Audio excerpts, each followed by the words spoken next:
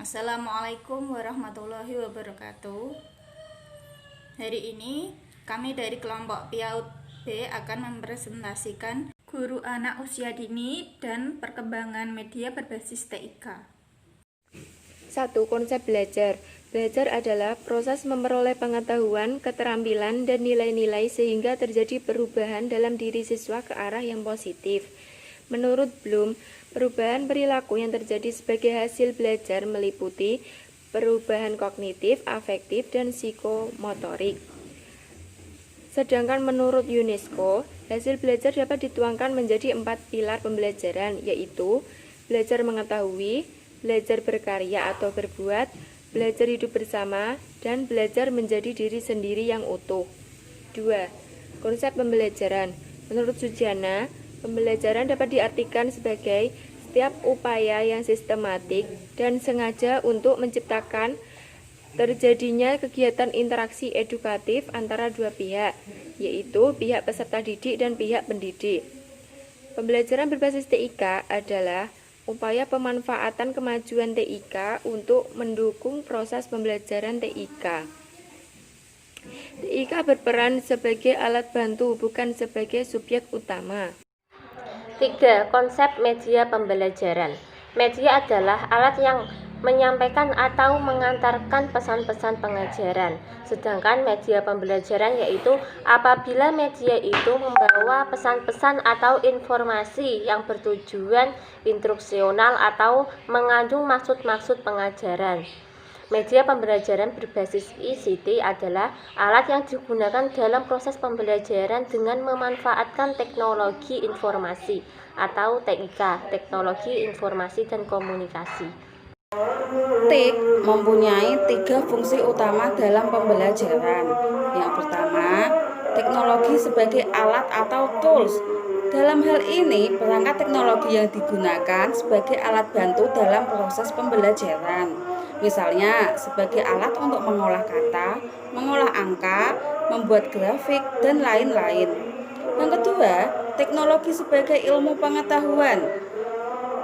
Teknologi adalah bagian dari ilmu yang harus dikuasai peserta didik.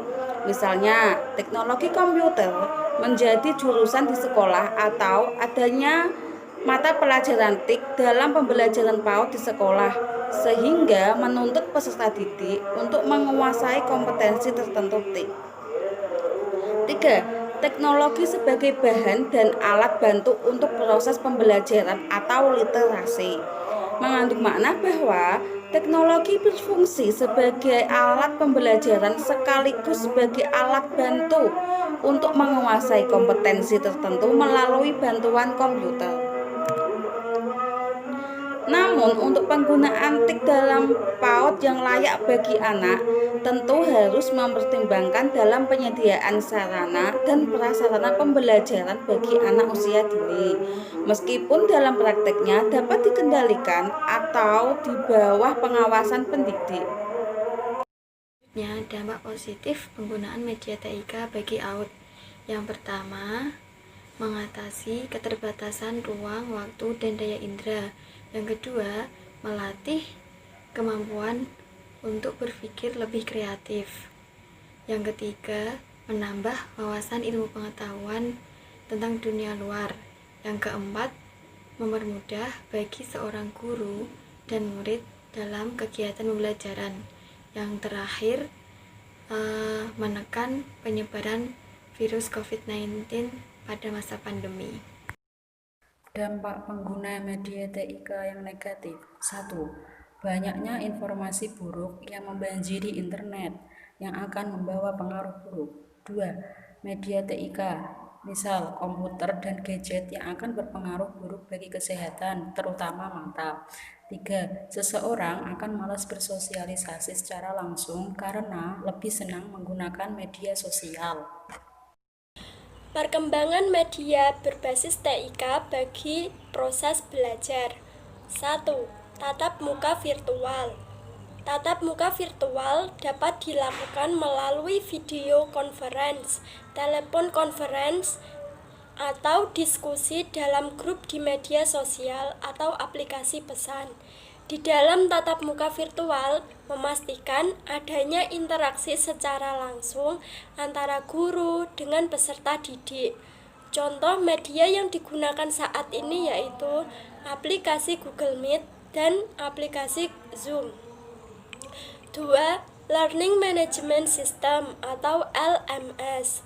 LMS merupakan sistem pengelolaan pembelajaran terintegrasi secara daring melalui aplikasi. Aktivitas pembelajaran dalam LMS antara lain pendaftaran dan pengelolaan akun, penguasaan materi, penyelesaian tugas, pemantauan capaian hasil belajar, terlibat dalam forum diskusi, konsultasi, dan ujian atau penilaian. Contoh LMS sendiri yaitu Kelas Maya Rumah Belajar, Google Classroom, Ruang Guru, Zenius, Edmood, Moodle, Si Ajar LMS Yamolek, dan lain sebagainya. Sekian presentasi dari kelompok kami. Kami mohon maaf apabila banyak kekurangan. Wassalamualaikum warahmatullahi wabarakatuh.